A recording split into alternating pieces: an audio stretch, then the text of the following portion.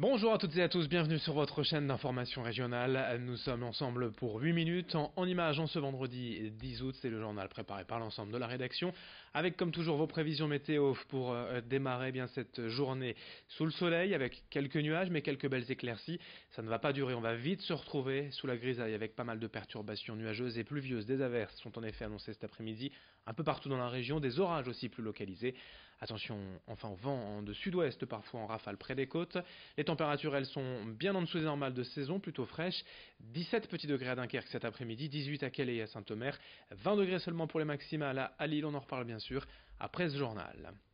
À la une tout d'abord, on va parler de sport et de football avec la reprise du championnat de France de Ligue 1. Ce soir le match avancé Marseille-Toulouse et demain pour Lille ce sera face à Rennes au stade Pierre-Mauroy à 20h. Un premier match forcément important pour donner le ton de la saison. Hier l'entraîneur Christophe Galtier était en conférence de presse au domaine de Luchin. Il s'est montré confiant quant au travail effectué durant les 6 semaines de préparation. Les Dogs ont repris l'entraînement le 27 juin dernier et ont enchaîné les matchs amicaux avec 3 victoires, 2 nuls et 2 défaites. Mais le coach lillois est bien conscient que plusieurs mouvements d'effectifs sont encore possibles jusqu'au 31 août, date de fin du marché des transferts, ce qui rend la tâche plus compliquée pour construire sereinement son groupe. On écoute Christophe Galtier hier au micro de Vincent Vieillard à propos de la saison passée. Qu'est-ce qu'il en pense encore aujourd'hui? J'en ai pas parlé. C'est fini, c'est passé.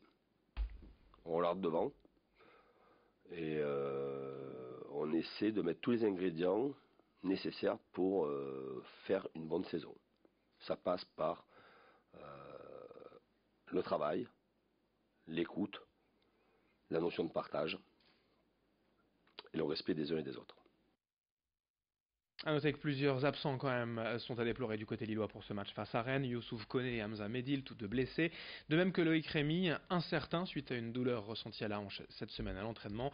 Léao, le nouvel attaquant présenté hier, lui n'est pas qualifié, de même que Thiago Maia en tant que 5e joueur extra communautaire. Pour les autres clubs de la région, d'abord en Ligue 2, ce soir à 20h, Valenciennes reçoit Châteauroux, Lens joue à Nancy. Et en National, ce soir, Boulogne accueille Laval à la Libération, tandis que Dunkerque se déplacera à Concarneau demain après-midi. On enchaîne dans ce journal à Roubaix, à la rencontre de 4 guides bénévoles, 4 habitants qui proposent des visites insolites selon leur propre vision de la ville, leurs endroits favoris, les petits coins secrets méconnus des visiteurs. Ces guides un peu particuliers s'appellent des greeters. Corentin, Michel, Marie-Christine et Cécile font ainsi découvrir Roubaix d'une autre manière, sans voir forcément les lieux historiques ou les plus emblématiques, mais pour savoir vraiment comment vivent les habitants pour profiter d'une visite différente. Cette activité de greeter est en développement dans toute la France, mais reste encore peu connue, et pourtant Roubaix a beaucoup de choses à nous montrer. Explication avec Corentin, l'un de ses guides, au micro d'Aubin Le Maire. Un habitant en fait a un ressenti différent et unique puisqu'il vit dans la ville au quotidien, il la fréquente, il fréquente les lieux culturels comme les commerces. Donc l'idée c'est vraiment de présenter autre chose aux touristes et aux habitants d'ailleurs du secteur de la métropole lilloise qui demandent également des visites pour, je dirais, redécouvrir parfois la ville autrement. Il n'y a pas que la piscine à Roubaix, pas que les centres commerciaux, mais il y a aussi un ensemble de petits lieux très sympas, comme le Square Cato aujourd'hui, ou d'autres lieux un peu plus discrets, méconnus, je dirais, sur la ville. Et dans ce journal également, au cœur de l'été, une idée de visite sur le littoral à Boulogne, au sein de la crypte de la basilique Notre-Dame. Redécouverte par hasard au XIXe siècle par un curé, la crypte a été entièrement restaurée. Et ce visite, elle s'étend sur près de 1400 mètres carrés, tout de même toute la superficie de la basilique. Véritable vestige historique, on y découvre d'abord une partie romane datant du XIe siècle et une autre datant du XIXe. Sur les murs de la crypte sont peintes des scènes de l'Ancien et du Nouveau Testament, censées apprendre la religion aux paroissiens de l'époque, ne sachant pas lire. On y trouve également le trésor, quelques pièces d'exception et des reliques anciennes. Présentation du lieu avec Antoine Louis de l'Office de tourisme de Boulogne, au micro de Marine Kijek. C'est un site qui est en partie religieux, mais pas seulement, parce que les objets qui sont présentés dans la crypte ne sont pas tous religieux. Il y a toute une collection qu'on appelle la collection lapidaire, qui sont en réalité des vestiges de la présence romaine à Boulogne-sur-Mer, puisque Boulogne-sur-Mer était une ville, une cité romaine.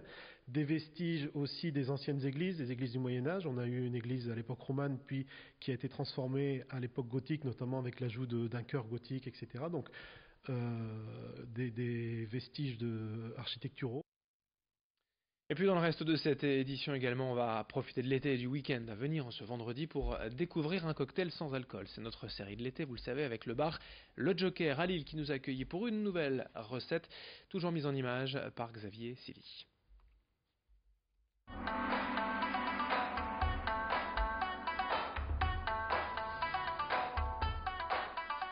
Bonjour à tous, bienvenue au Joker pour la saga d'été, les cocktails sans alcool. Donc aujourd'hui on va partir sur une orientation clairement asiatique et on va partir avec du yuzu, du gingembre, du litchi et de la bergamote. Donc on va commencer avec le jus de yuzu, le yuzu étant un citron asiatique,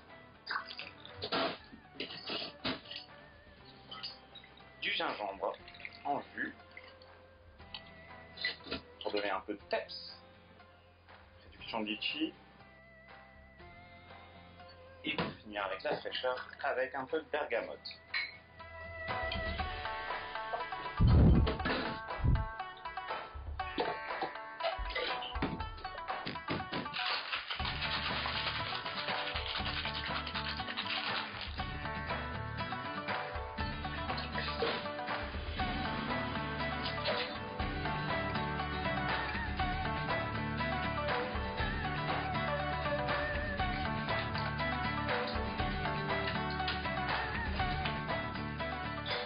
Et une décoration très épurée, sous influence asiatique.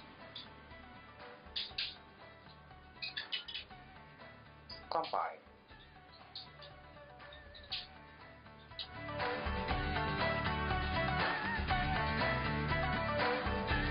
Un cocktail bien évidemment à déguster sans modération. Fin de ce journal, merci à vous de l'avoir suivi. Dans un instant, à suivre d'autres informations en images, il y aura les prévisions météo, il y aura également les grands reportages de la rédaction.